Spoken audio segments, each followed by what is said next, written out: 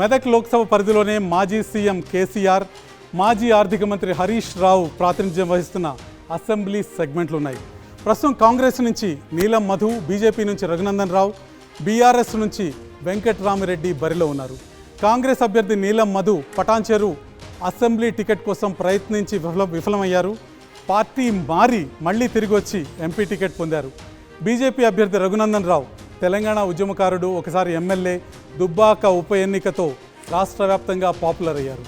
ఇక బీఆర్ఎస్ అభ్యర్థి వెంకట్రామిరెడ్డి కలెక్టర్గా పనిచేశారు. మల్లన్న సాగర్ భూసేకరణ విషయంలో చురుగ్గా పనిచేశారు. బీఆర్ఎస్లో చేరి టికెట్ దక్కించుకున్నారు.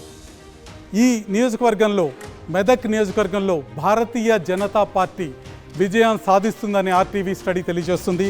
భారతీయ జనతా పార్టీ విజయం సాధించడానికి ఎటువంటి కారణాలు దోహదపడతాయో ఒకసారి చూద్దాం. మోదీ కరిస్మా ఈ నియోజకవర్గంలో ప్రధానంగా పనిచేస్తుంది. నియోజకవర్గంలో అన్ని సెగ్మెంట్లలో రఘునందన్ వ్యక్తిగత ఇమేజ్ కూడా మనకి స్పష్టంగా కనిపిస్తుంది. ఇక కాంగ్రెస్ అభ్యర్థికి కేవలం సంగారెడ్డి, పటాన్చెరు సెగ్మెంట్లలోనే అనుకూల పరిస్థితి ఉండటం ఆయనకి ప్రతికూలంగా పనిచేస్తున్న అంశం.